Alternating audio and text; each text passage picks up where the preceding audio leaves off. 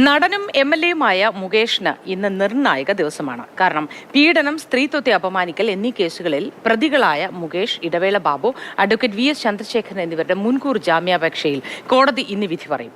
ആലുവ സ്വദേശിയായ നടിയുടെ പരാതിയിൽ എറണാകുളം പ്രിൻസിപ്പൽ സെഷൻസ് ജഡ്ജിയാണ് വിധി പറയുക. വിവരങ്ങളുമായി ബിനിൽ ചേരുന്നു. ബിനിൽ, വിധി അനുകൂലമായിരിക്കുമോ പ്രതികൂലമായിരിക്കുമോ എന്നത് സംബന്ധിച്ച് എന്തെങ്കിലും ചർച്ചകൾ വരുന്നുണ്ടോ? ഇനി അഥവാ പ്രതികൂലമായാൽ തുടർ നടപടികൾ എന്തായിരിക്കും? മോത്തി മുകേഷിനെ സംബന്ധിച്ചിടത്തോളം വളരെ നിർണായകമാണ്. കാരണം അദ്ദേഹം നിയമസഭാംഗമാണ്. അദ്ദേഹം ഒരു ബലാത്സംഗ കേസിൽ പ്രതിയേർക്കപ്പെട്ടിരിക്കുന്നു. അദ്ദേഹത്തിന്റെ മുൻകൂർ ജാമ്യ ഹർജിയിൽ ഇന്ന് എറണാകുളം പ്രിൻസിപ്പൽ സെഷൻസ് കോടതിയുടെ സുപ്രധാനമായ വിധി വരാനിരിക്കുന്നു.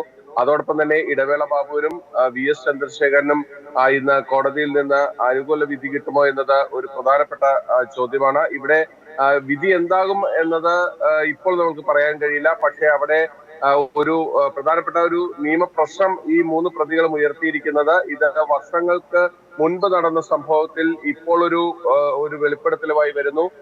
ഈ പരാതി കളവാണ് എന്നതാണ് അവർ മുന്നോട്ട് വെച്ചിരിക്കുന്ന വാദം. അതോടൊപ്പം തന്നെ പരാതിക്കാരിയുടെ മൊഴിയിൽ പരസ്പര വിരുദ്ധമായ പല കാര്യങ്ങളും പറയുന്നു. ഇത്തരം വാദങ്ങളൊക്കെ തന്നെയാണ് അവർ മുന്നോട്ട് വെച്ചിരിക്കുന്നത്.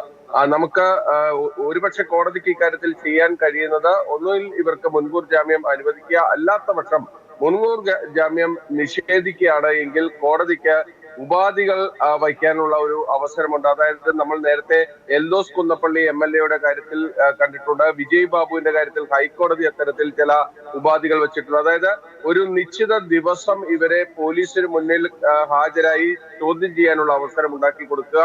അതിനുശേഷം കേസിലെ തെളിവെടുപ്പുകൾ പൂർത്തീകരിച്ചതിന് ശേഷം അറസ്റ്റ് രേഖപ്പെടുത്തി കോടതിയിൽ ഹാജരാക്കി ജാമ്യത്തിൽ വിടുക.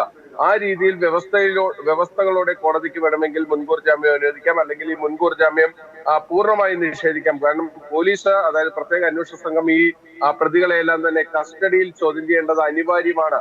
കൂടുതൽ തെളിവുകൾ ശേഖരിക്കേണ്ടതുണ്ട് എന്നതാണ് അവരുടെ നിലപാട്. അങ്ങനെയെങ്കിൽ ഈ മുൻകൂർ ജാമ്യം പൂർണ്ണമായും നിഷേധിച്ച് ഇവർക്ക് അന്വേഷണ ഉദ്യോഗസ്ഥന് മുന്നിൽ ഹാജരാകാൻ നിർദ്ദേശിക്കാം. അങ്ങനെ വന്നാൽ മുകേഷിന് വലിയ തിരിച്ചടിയാകും. കാരണം അദ്ദേഹം നിയമസഭാംഗമാണ്. പക്ഷെ അദ്ദേഹത്തിന് മുന്നിൽ നിയമപരമായ മാർഗങ്ങൾ പിന്നീടും അവശേഷിക്കുന്നുണ്ട്. കാരണം അദ്ദേഹത്തിന് ഹൈക്കോടതിയിൽ വരാം, ഹൈക്കോടതിയിൽ ഈ ഉത്തരവ് ചോദ്യം ചെയ്യാം. പക്ഷെ ആ ഒരു സമയപരിധി വരെ അദ്ദേഹത്തിന് ഈ അറസ്റ്റ് തടഞ്ഞുകൊണ്ടുള്ള ഒരു ഉത്തരവും ഉണ്ടാകില്ല. ഇപ്പോൾ അദ്ദേഹത്തിന് ഒരു പ്രൊട്ടക്ഷൻ ഉണ്ട്. ആ പ്രൊട്ടക്ഷന്റെ ബലത്തിലാണ് അദ്ദേഹത്തിന് ഇപ്പോൾ സ്വതന്ത്രനായി നടക്കാൻ കഴിയുന്നത്.